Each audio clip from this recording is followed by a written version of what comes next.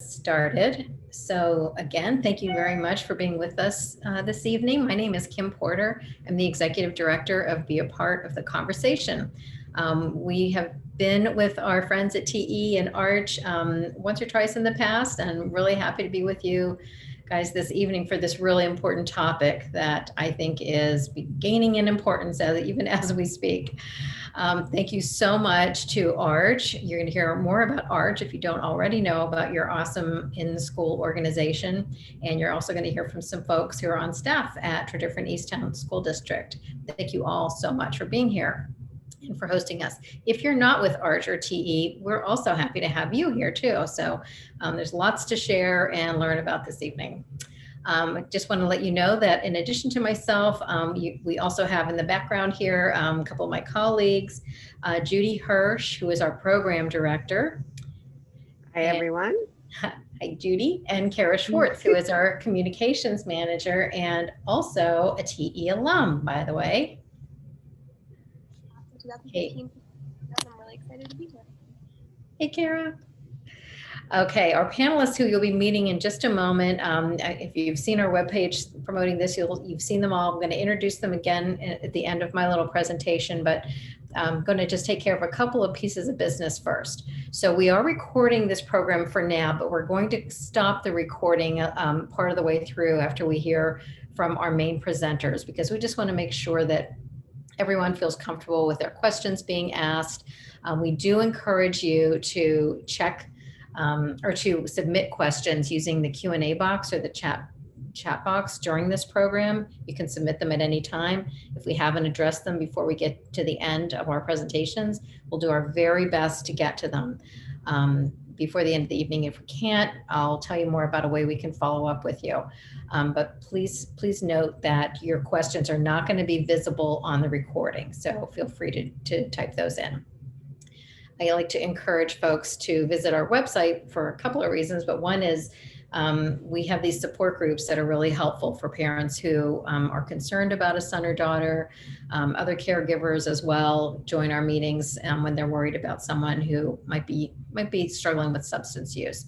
So this page has lots of information about those meetings. We have a survey that's going to pop up at the end of this program.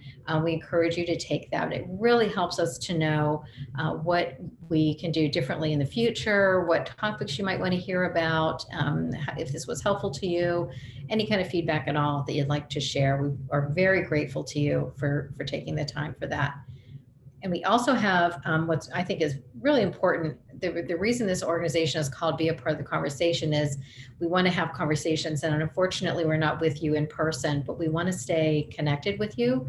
So please visit our website. This page, which Judy will share in the chat, conversation.zone/ArchTESD, will have we'll have our contact info. It will have this PowerPoint. It will have the recording portion, and lots of other follow-up information. So you can really do a deep dive into this topic and learn more than you ever wanted to about cannabis. So please visit that page and at any time to follow up.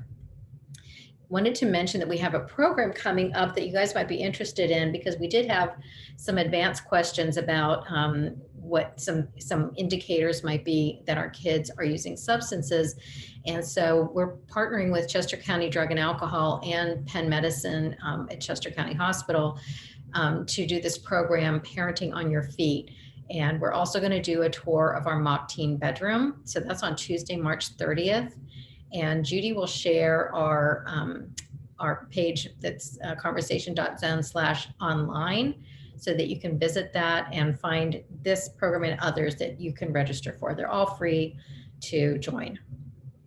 So on to tonight's topic. I'm going to give you a little bit of background about this before we get into our other panelists. And I just like to share this right from the start. These are my children. They are not babies anymore. My son is 32, my daughter's 29.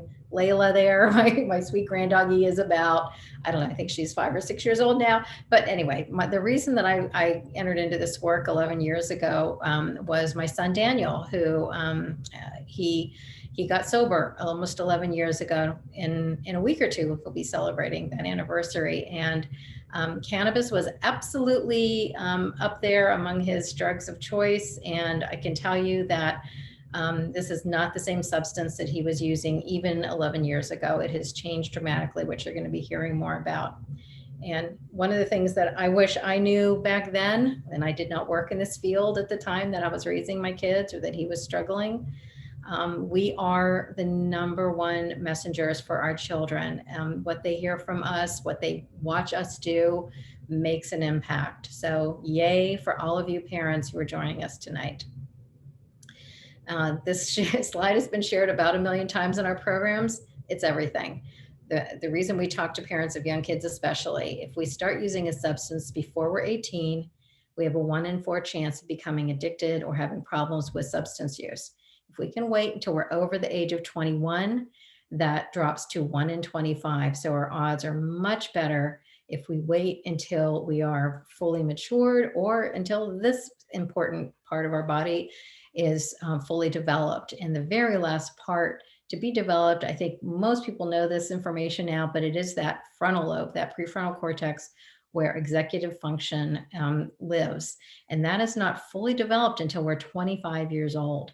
So even using substances after the age of 18 when we're an adult can really impact us for another 7 years potentially. So better to hold off as long as possible, delaying that onset of use. And kind of the main factors that contribute to our substance use are these sorts of things: genetics, psychosocial, emotional, like mental health challenges, ADHD and so forth. PTSD, trauma can increase our risk, and environment, what is the access, whether it's home, community, school, neighborhood, that sort of thing. And all of that, again, is elevated by when we start using that substance. So taking a look at PAYS. PAYS is the Pennsylvania Youth Survey. This survey is administered every other year on the odd years to 6th, 8th, 10th, and 12th graders. So we're looking at the 2019 results, which are the most recent results that we have. This fall will be the next survey. So that'll be the 2021 survey. So those 10th graders that you can see in this chart are going to be the 12th graders this fall who will be surveyed again. So they're basically, what the PAYS does is it looks at trends. It looks to see what's been changing over time.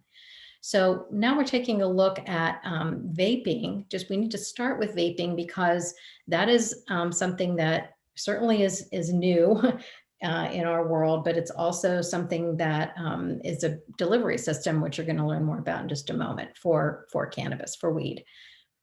So this is looking at, again, those grades. All of them are combined in the far right, but they're comparing 2015 to 2017 to 2019.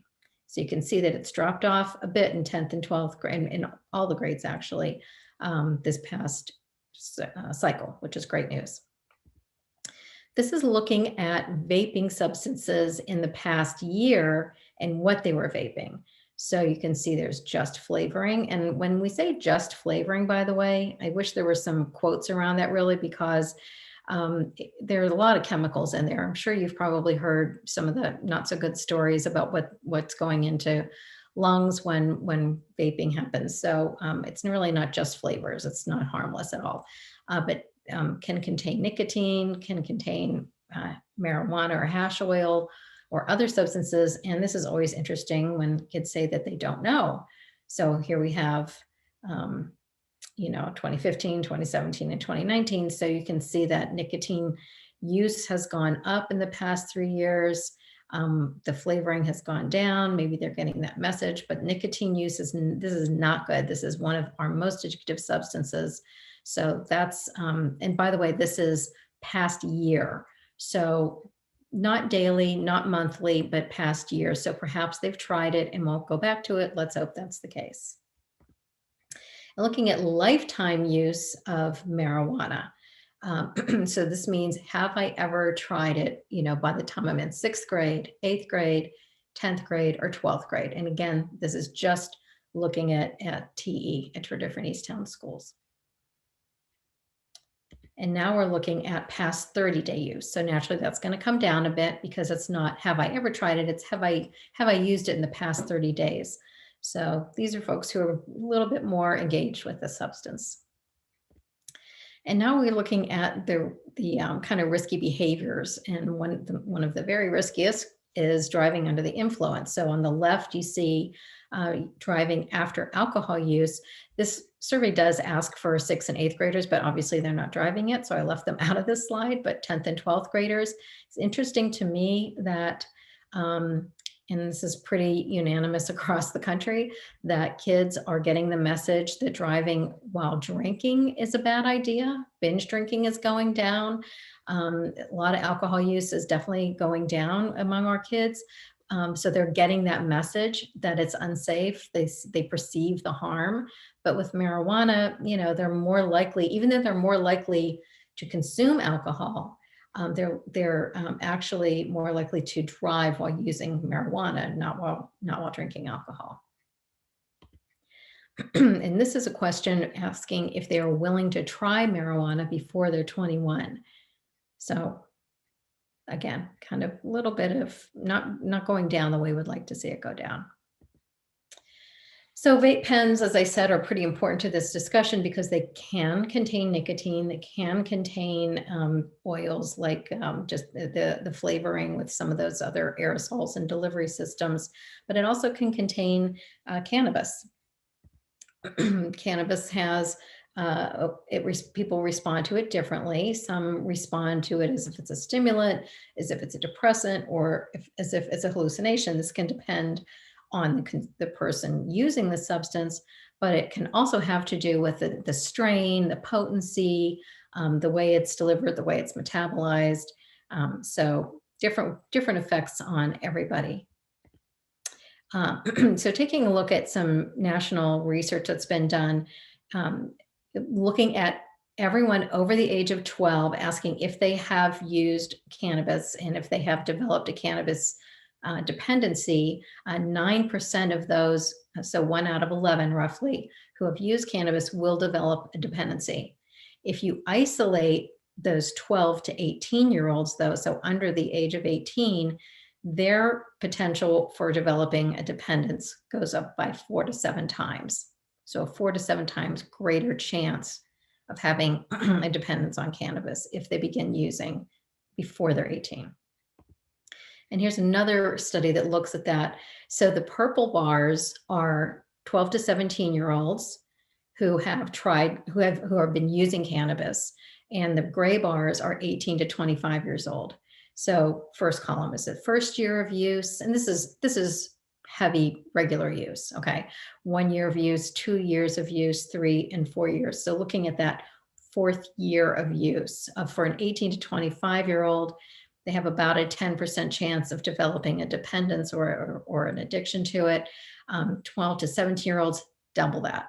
So that's pretty striking to me. Again, more evidence that we should really wait. And by the way, this is someone who their brain is not fully myelinated yet either. So they're still under the age of 25 or 26. Looking at cannabis use with other substances, we had one of the questions was about, is this a gateway drug? And that's such a kind of loaded term. So really don't know how much we want to dive into that definition. But I think it is important to note that cannabis use on its own can be problematic, but it can also be, what this is showing is these are folks who have begun using or are using regularly cigarette smoking, if they are binge drinking, if they are using alcohol in a pretty heavy way, or if they're using other drugs. So the blue bar is showing smoking only, binge drinking only, heavy use, alcohol use only, or other illicit drugs only. The orange bars show if they're also using cannabis use. So we don't know which came first, but we know that when in combination, these definitely escalate. So something to be wary of. some of the impacts on the developing brain. I'm not going to read this to you. And as I said, this will be available on that follow-up page. So please feel free to revisit this and take a closer look at this slideshow if you want to get more of the details. But not very good things that are the outcomes on that developing brain, especially. That's the focus. We're talking about young people. We're really not making any determinations about somebody who's over the age of 21 or even 25. In that study that brought those to bear, those things that can have the impact on the brain, also said this: that cannabis users who begin use in their teens had poorer life outcomes than non-using peers. And given how increased legalization is kind of rolling across the country, which you'll see in a moment here, we really can expect that those who begin using in young adulthood are going to potentially have some negative outcomes. Just want to make note, some people are recognizing that their loved ones are throwing up a lot and they don't really understand why. And if they're using a lot of cannabis, this might be one of the reasons. Cannabinoid hyperemesis syndrome is something that people are seeing in emergency departments. They're seeing it in early days of treatment. And for some reason, a hot shower seems to calm this down, but this is really interesting because it's kind of the opposite effect of what we've always thought about with THC, in that people, will sometimes say it helps them with nausea, but for some reason, this is escalating nausea and maybe making people vomit. So there's some vernacular out there like scromiting and things like that people have described. But, and Patrick Dowling, who's with us, has shared a story about a client of his who's experienced this. So he may share that as well. Some symptoms of cannabis withdrawal: depression, anxiety, irritability, insomnia, weight changes, and flu-like symptoms. So there absolutely are withdrawal symptoms if someone's been using pretty heavily and regularly, and they can last for up to 2 weeks. So let's just take a look at the plant itself. There are hundreds of chemicals in the cannabis plant. The two that are most interesting these days are CBD and THC. CBD does not get you high. CBD is in a lot of products these days that you might see in everything from Bed Bath & Beyond to specialty shops. But this is where there is some potential for medicine. And I'll tell you about a couple of medicines in a little bit that are out there, but this does not get you high. Okay. Some products are ingested, some are topical. And then THC is really what we're talking about this evening, because this is the psychoactive ingredient that makes you feel high.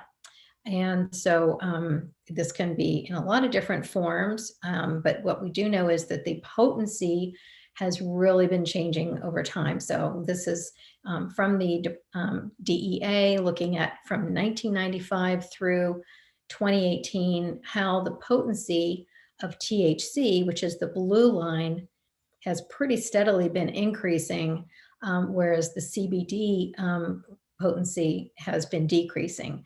And in the plant's natural form, there's kind of a 1-to-1 ratio, like way before it started getting, with all the hybridization and botany and so forth, they've really changed that delta, that ratio, so that today's plant even has much more THC in it than CBD. But in its original natural form, it's a 1-to-1 ratio. And CBD actually has this effect of actually dampening that psychoactive effect of the THC. So that old school plant was not getting us very high. So back in the 60s and 70s, THC was about at 1% of the substance that was smoked. In the 80s or 90s, it rose to about 3%. The average level of THC today is about 13. That's in the plant. The dried plant, the way it's been hybridized, can get up to 30%. That's the highest potency they've been able to reach so far. Now, though, we have concentrates. And as I said from the beginning with my son's use, these weren't even around when he was getting high 11, 12 years ago. Concentrates are where you're breaking down the THC, you're stripping the THC from the plant with a solvent to create an oil or a wax. I'll show you some images in a moment. Those concentrates can get up into the 80s and even 90% range. They're not all that high in potency, but they can be. In some of the states where this has been legalized for some time recreationally, they're promoting very high potency THC. Edibles present their own set of problems. Because they take longer to metabolize because they're being eaten rather than smoked. You might have a couple of gummy bears or something that's laced with THC and say, well, I'm really not feeling it. So eat a little bit more and more. And then by the time you're really feeling the impact, you're feeling pretty sick and might be actually toxic and need to go to the emergency department, which definitely they're seeing more of again in some of those states. This is what concentrates can look like. This does not look like the weed that was back in my day, or even, as I said, not too many years ago. It comes in a lot of different forms. There are a lot of different ways to deliver it.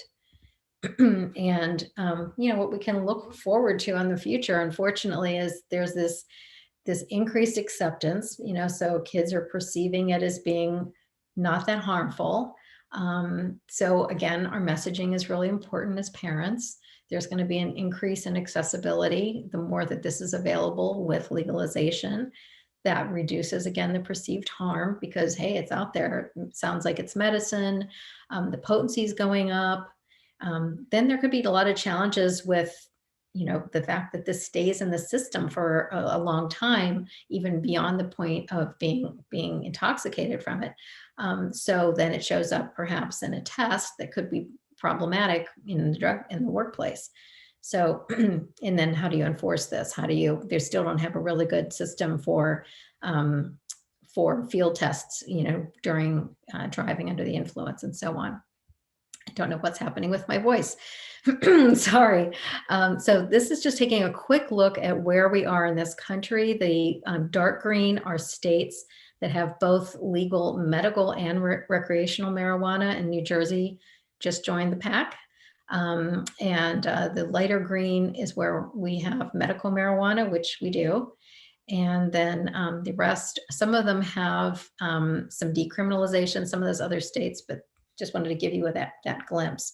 But these states are seeing lots of evidence of a decrease in perceived harm and an increase in use among young people. So that is all I have. And so now I'm very excited. I'm going to first tell you who all is going to be with us. We're starting with Dr. Christine Dunleavy, who is Conestoga High School's mental health specialist. She'll also be, you'll also be hearing from Joellen Korcher, who is also a mental health specialist at Conestoga. And then we'll hear from Patrick Dowling, a private practice treatment specialist, Kim Zolloway, who is also a private practice therapist, and she also happens to be the co-chair of ARCH right there at TE. And then we're going to hear from Sage, who is an alum and will be sharing her personal story. So I'm going to stop sharing, hopefully. Okay, there we go. Great. All right, everyone. Okay, Dr. Dunleavy, would you like to get us started? I will. I'm actually going to turn it over to Joellen Korcher. She's going to start us and then I'll join afterwards. Great, thank you. Hi, everybody. So yeah, I'm Joellen Korcher. I am one of the 2 mental health specialists at Conestoga. I work with students in the later half of the alphabet at Conestoga. So yeah, when looking at these slides, the PACE survey in particular, it was striking to myself and Christine, the casual sort of attitude about marijuana and cannabis that our students have. Now we know from working with these students that is the case. And it was striking to see that as adults. And this is typical of adolescents that they don't quite grasp. They don't have that prefrontal cortex yet. So they're not grasping what we're grasping about the dangers of this drug, and certainly in its modern forms. But Christine and I will certainly see the difficulties with school. We saw that slide quickly. Increased aggression, difficulties focusing, the casualness about driving. We've done well with don't drink and drive, as Kim said, but with marijuana, they're doing it more and the dangers are just as great. And so this was a piece that was of particular concern to Christine and I as we checked the slide, and why I love Kim's message about that our kids need to hear it from, well, kids need to hear it from parents first, so that they tune in and are ready for when it comes up with peers. And so as Joellen said, as we were discussing this and just anecdotally talking about the different students that we work with, what our students share with us about marijuana use is, for some students, it starts out as a very casual, they think it's a social thing to do. They think that a lot of their friends are doing it. And so they might start off very casually using marijuana, maybe once on the weekends. And then all of a sudden it moves into every weekend.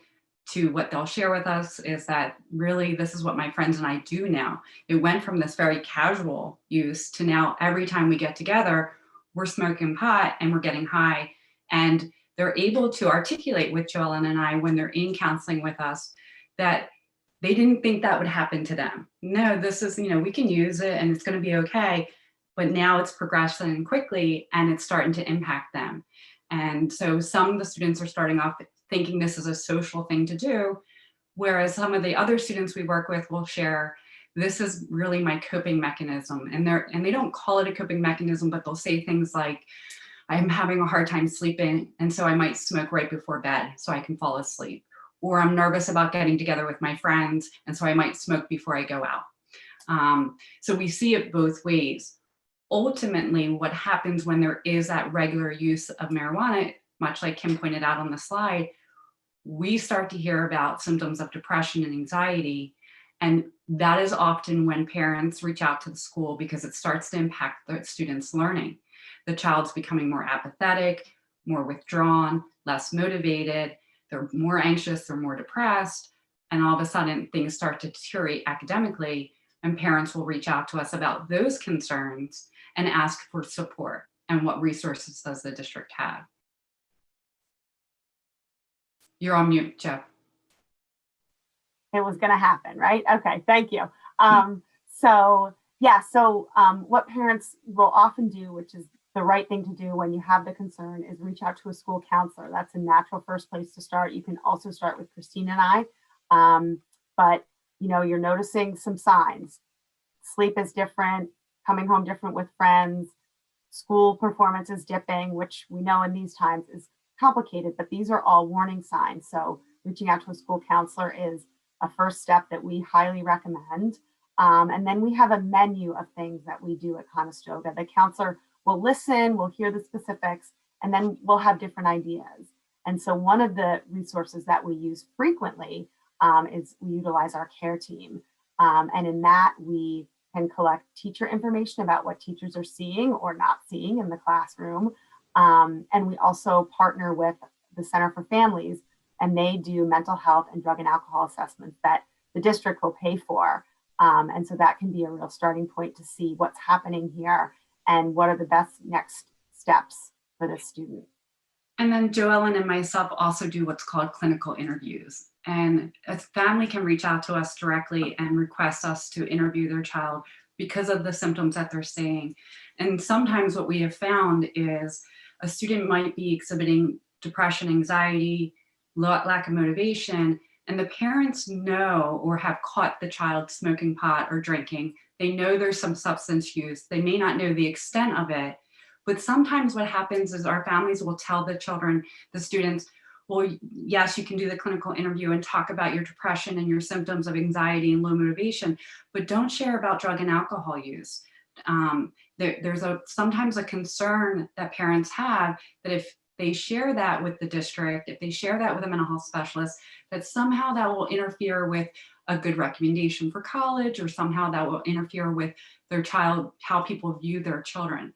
And this is just simply not true. And it really is something that we wanted to make sure that we address tonight, because what happens in that situation when a child is having depression, anxiety, and higher symptoms due to whether it's a mental health or a comorbid issue where they're using marijuana or alcohol. When we do the clinical interview, Joellen and I always share with the students what is confidential, how we address mental health, how we address drug and alcohol. And almost every time, the child themselves, after we explain confidentiality, the limits of confidentiality, how we address it, the student feels calm and they share the full story with us about what's happening. And by doing that, it allows Joel and I to then access the proper resources for the family and for the student. When it gets to a point where the child is struggling academically, there are different levels of care in our community that we can access for families if we know that's going on. And why that's important is if your child is experiencing this and it's affecting their academics, we want to address it so that that academic picture is a true representation of their ability and not a manifestation of drug use and or mental health or both. And so once we see that as a problem, we can address it. We can look at the different level of care. And I think Patrick's going to talk about some of the different levels of care in our community. Acute partial is a program that we use a lot at Conestoga through Miramont and through the LIGHT program, which is if that level of care is needed, if that symptoms are that high, we will help the family get into that treatment, the child get into that treatment. And we will then medically excuse the child from school for 10 days so that they can take care of their health, because that is the most important thing at Conestoga. We want our children to be healthy so that they can access the curriculum that we have. And we recognize if they're not getting the treatment they need, then they're not able to access our curriculum and be as successful. And we have a whole re-entry plan and how to help students come back into the building if that level of treatment's need, which is supported and made sure that the child has the academic support that they need. So we really partner with parents in making sure that they have the resources to help their child access treatment. Great. Thank you. That was very, very helpful. I'm so glad you guys are here to field any questions that come up as well. Absolutely. All right, Patrick. Okay, thank you, Kim. Thank you, everybody, for being on the panel, and thank you to our 79 participants. That's awesome. Thank you guys for being here. So I'm a licensed professional counselor in the community. I've been in private practice now for 5 years. Before that, I was the director for Mainline Health's outpatient programming. Before that, I was a clinical director for Rehab After Work. So I'm going to talk a little bit. I kind of pared down what I wanted to talk about, and because I really wanted to make time to make sure Sage gets to share her story. As Kim mentioned, the majority of teens are not engaging in substance use. The majority are not, right?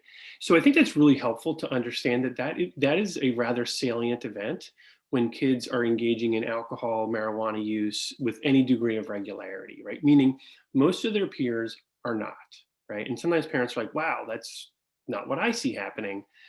I think we have to really check in about what is actually the norm, what is actually happening, meaning schools are safer than they've ever been. But if you turn it in the news, you wouldn't necessarily know that, right? Because, there's journalism wants to sell their product, right? So it doesn't sell to say, hey, schools are safer than they've ever been. It doesn't sell to say, hey,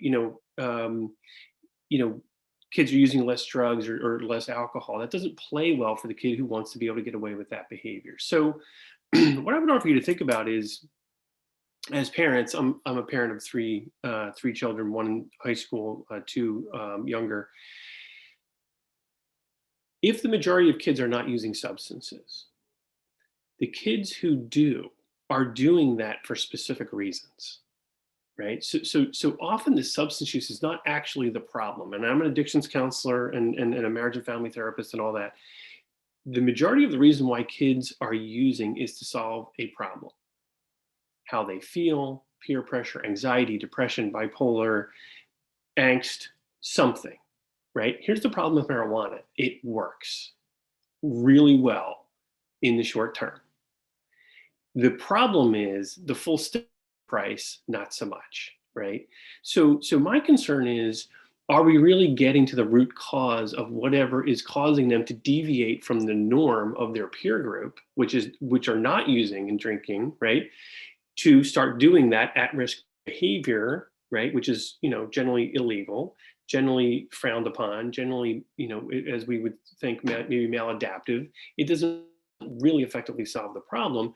And are we digging in and finding out what's really going on with this kid that they have once, twice, multiple times thought using this substance is a good idea. It's a good enough idea that I'm going to do it. What is the itch that's getting scratched via this substance use? And our job as parents and as professionals and to help support what is the itch and how do you get how do you get that itch scratched in an adaptive, healthy way? We always say that real fun leaves no remorse when it's over. Is you don't have to feel bad about it. You don't have to feel guilty about it. You don't have to look over your shoulder, right?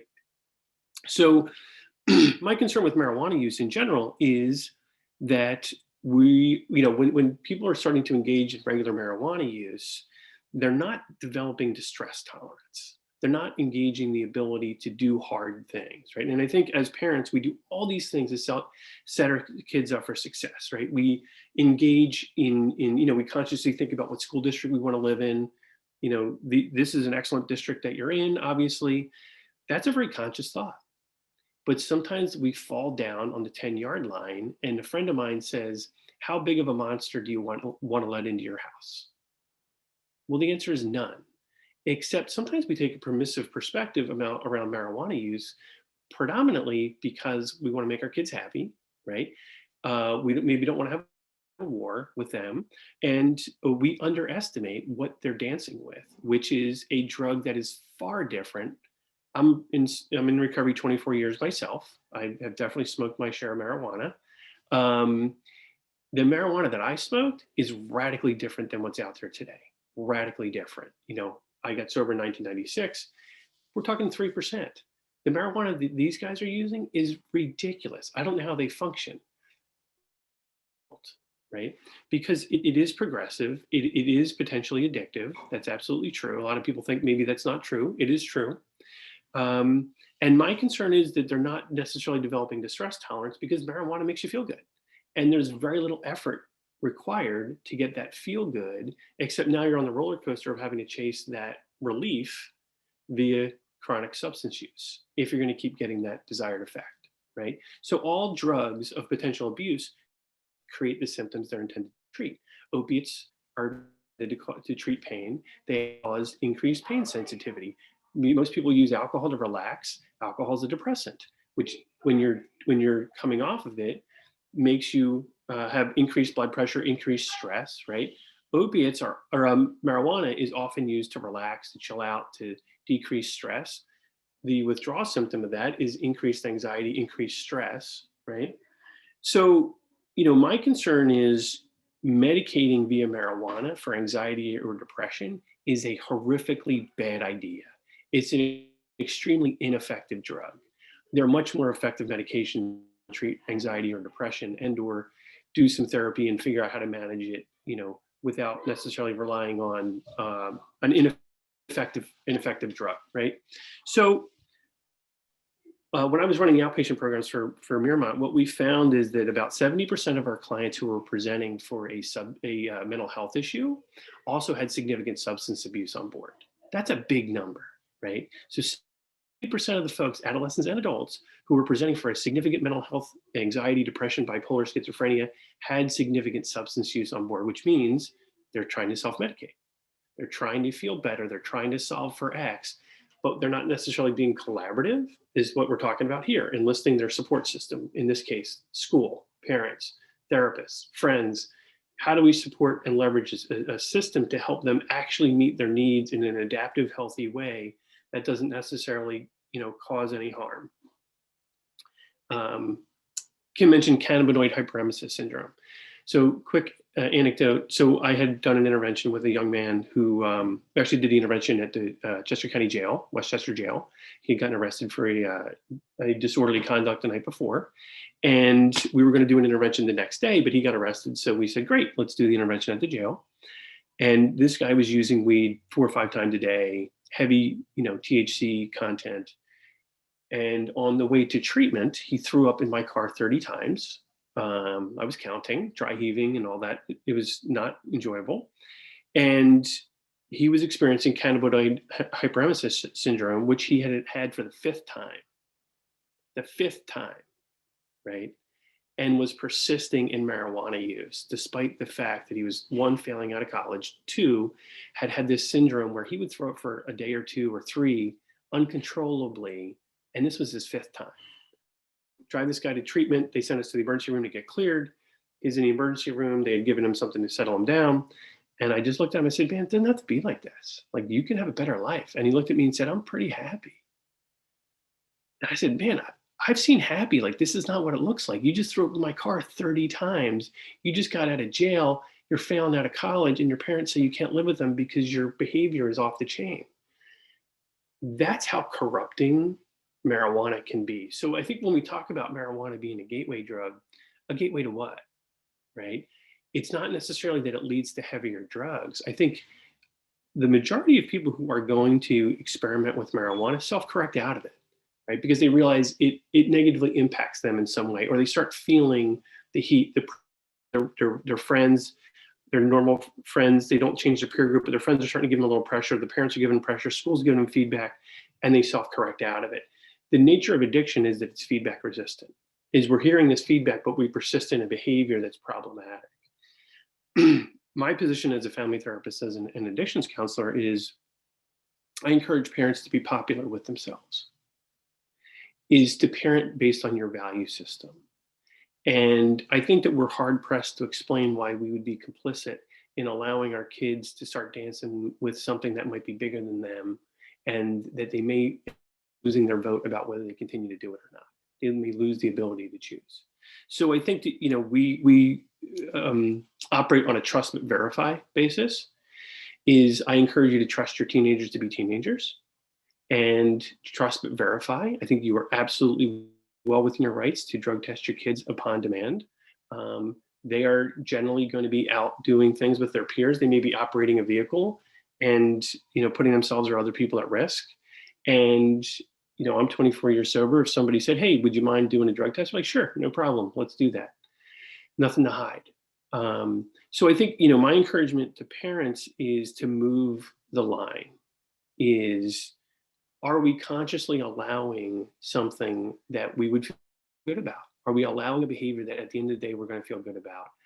I am a strong proponent of anybody under 25, unless you have a very severe medical condition such as glaucoma, cancer, or palliative care.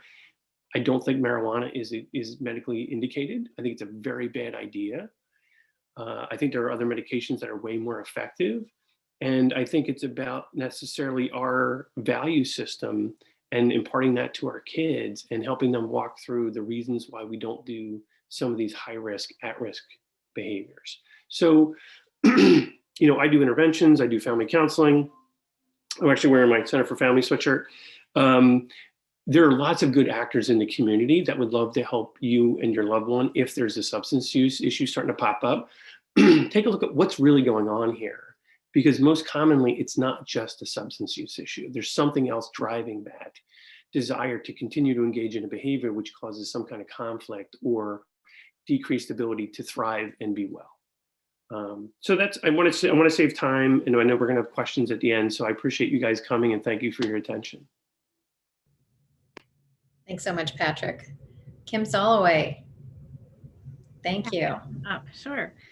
Well, I just on behalf of Arch, I just want to thank everybody for coming tonight, and thank everybody on the panel for being here. For those who may not be aware of Arch, Arch is a coalition of parents and community members and school representatives whose mission is really to help kids make healthy choices, to learn, to educate ourselves, to ask questions and be curious, and to grow together so that we can help the kids in our community make healthy choices for themselves. And so programs like this, we just love to be able to do, and they're always so rewarding. Personally, when I know we're in the midst of one, it just feels good to know that that is getting out to our community. Just to talk a little bit about sort of Arch as a resource for the community, we do have a Facebook page where we promote local programming in the areas of substance abuse or mental health, all the things that contribute to helping kids make healthy choices. And we have a website that has a lot of resources on it, local, national resources, upcoming programming information, registration, articles that are really all sort of in the vein of, you know, how to respond to concerns and the needs of our kids? How do we as parents stay in the know about current and relevant occurrences in our community? Things like the PACE survey can be found on the website, and we're always happy to provide resources and support however we can. So you can certainly use that as a of an avenue for reaching out for more specific information. We'll be happy to do what we can to point you in the right direction. As a clinician in the community, I have I have a private practice. You Got This Counseling Services in Berwyn, where I predominantly, our group works with children, adolescents, and families, and young adults. And I've certainly, seen a lot of changes in the last couple of years in terms of increased use. It really, the piece that I was going to be emphasizing is really around a lot of what Patrick was saying, which is, is this coping or is this medicating? And I think for young people, it really gets in their way of learning how to cope, learning how to recognize how they're feeling, identify their emotions, get through uncomfortable moments, know what anxiety is, and that you can actually learn to have an effect on it when you can identify it and develop a relationship with it and learn tools to work with it and be a little more comfortable in your world. Learning what depression is and what does that mean? And, maybe I'm not lazy. Maybe I really am struggling with, intrinsic motivation, and how do I set my own goals, and how do I attain them, and how do I work, outside of the box that all the family and school or community might want me to fit into, but I don't really quite fit into that box. So there's no room for me. So what do? I just want to feel better. And then the drinking, or then the smoking, and the more accessible it's become, I think the more frequent, the use has been for these kids. For the young adults, I think it's the struggle has really been, myth busting. The education, what they, the facts that they come with, the information that they have is dated, and it's really not any fault of their own. It's the messages that they're picking up and that they're seeing, that I got my medication card, and so now I can go and treat my anxiety, or treat my sleep disorder, or treat my depression. And so a lot of times it's a matter of sitting down with them and really saying, like, are you open to exploring why you think, where you learned that, or what new facts there might be? Let's check the dates on some of the, the resources that we're looking up, and the information that, the answers to these questions, and see, is that from 2009 or is that from 2020? And how do we really, educate and teach them? Because I think when you come at them sometimes in the know already and don't help them learn how to get into the know themselves, it can create an opposition or a resistance.